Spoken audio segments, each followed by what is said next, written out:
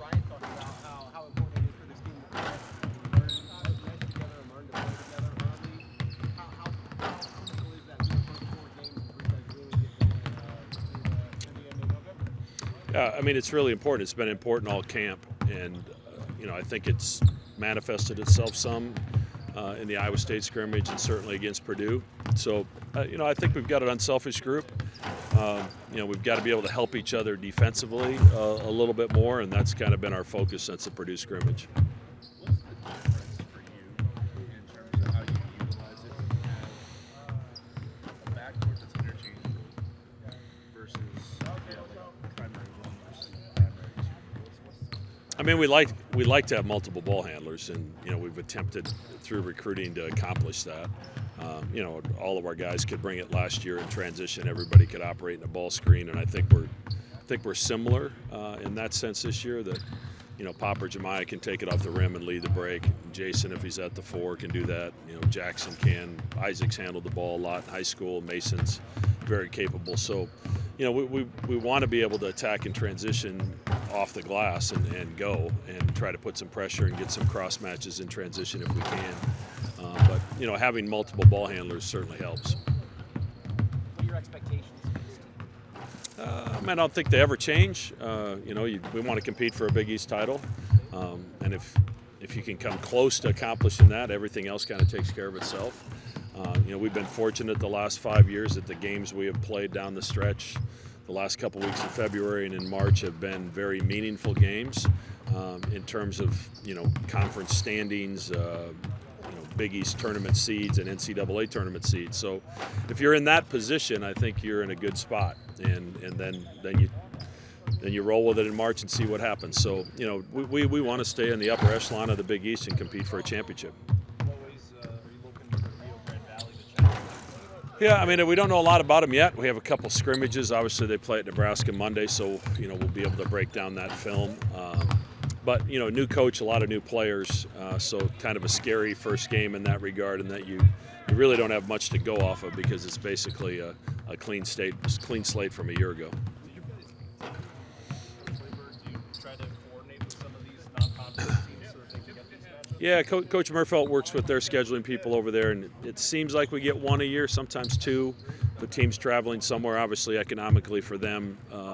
To only have to make 1 flight and get 2 paychecks while you're here is a good thing. So we've worked with them some. We've worked with Iowa State some to do the same sort of thing. Maya's coming from a very different offensive system in Arizona State, obviously. What's kind of the role that you envision for him here with you guys?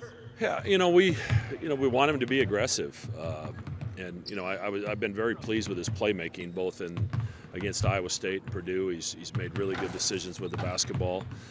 He's got to look for his own a little bit more, but I think that'll come as time goes on. And then, defensively is where we really need him. He has the length and athletic ability that we don't possess a lot on our roster, that combination to be really a pest defensively. So, he's probably spending a lot of time trying to grow into that role, and it's probably impacted his offense a little bit, but I think that'll come over time. How does Fedor's uncertain status kind of complicate things as you try to figure out redshirts, rotations, and what it might look later on as opposed to right away? I mean, it hasn't complicated anything because I haven't used him with the top group until I get a decent idea that he's going to possibly be eligible. So, he's worked with that other group and continues to grow and develop. And he's fought some injuries too, so he's missed some time. But he's been great in practice. How does having Ryan back just impact the ceiling of this offense? How you guys attack? Well, everybody has to account for him. You have to account for him in transition because of the pressure he puts on the rim. Every time he sets a ball screen, somebody's got to protect that rim, and when that happens, now that creates other opportunities for the rest of our guys, or to get teams in rotation and then play out of that. So, and then besides the fact that you can throw the ball into him and he's going to score 70% of the time probably. So, he's just been an absolute treat.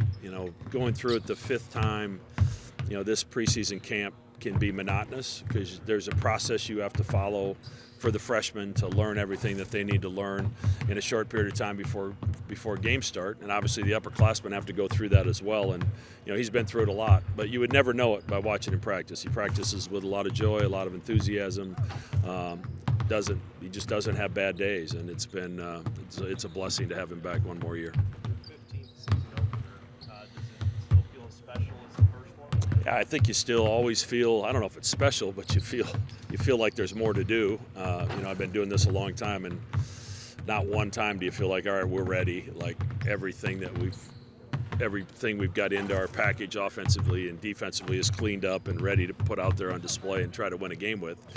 So there's still a lot of room to grow, and we'll use the rest of this week to do that. We'll concentrate on our opponents a little bit next week, until we get to the week of the Nebraska game, and then we get a little bit of can take a deep breath and maybe spend a couple days on ourselves again. When you built this non-conference schedule, did you put the games at the beginning that you did to give this team more time to mesh? I mean, part of it's set. The Big 12 Big East Challenge, there's a window where those games take place. Obviously, the Vegas is set. Nebraska, we've played that game a little bit all over the place, depending on facility availability, and we've been flexible with each other on when the game's here and when it's there. The Alabama game, we put in the middle of December, similar to last year, as it's getting closer to conference play, to have a high-quality opponent at that time. So I don't know if it's done on purpose, but we take every game one at a time, and we treat every opponent the same, with the same level of respect, no matter what the name is on the front of their jersey. I have a potentially dumb one. Really? Yeah. That won't be your first. Or my last. What's your feeling on momentum? Do you think it's a real thing, even though you can't quantify it with data? How do you feel? I think momentum's huge in the course of a game, especially, and it's what we're trying to create. Trying to create that 12-2 run at some point, because they get a little tired, and we've done a good job of not fouling, so the whistles aren't blowing. So that's how you generate momentum. You have to get stops and scores at the same time. And against Purdue, we got scores, we just didn't get stops. And fortunately, they didn't get many stops either, and we were able to create some separation. But momentum, I think, in any sport, you watch a volleyball match, you can just see it flip when a team can gain some momentum. And it's really important in basketball too, especially the way we play, where you're playing fast. When you're playing grinded out games, it's really difficult to get control of that momentum, because it's usually lower possession, longer possessions. Generally, there's more fouls in those kinds of games. But it's what we're trying to accomplish. We're trying to get control of the momentum of the game at different periods of time, because most games, if you go back and look at the 4-minute segments, most of the time it's one team won by 2, or the two teams tied during that 4 minutes. It's who can get that 10-0 run during a 2.5 minute and take a game that's a close game and make it a 15-point game. And that's what we're after with how we play and what we do. And it's really to gain that momentum the best we can. Thanks, Coach. A small two-parter for you. One, what's your favorite Halloween candy? And two, what is your favorite Halloween costume that you've ever dressed up as? Well, I'm dressed up as a coach today. Probably Reese's Peanut Butter Cup or Peanut M&Ms would be my two. It's a close one. But I've never done Batman, that's for sure.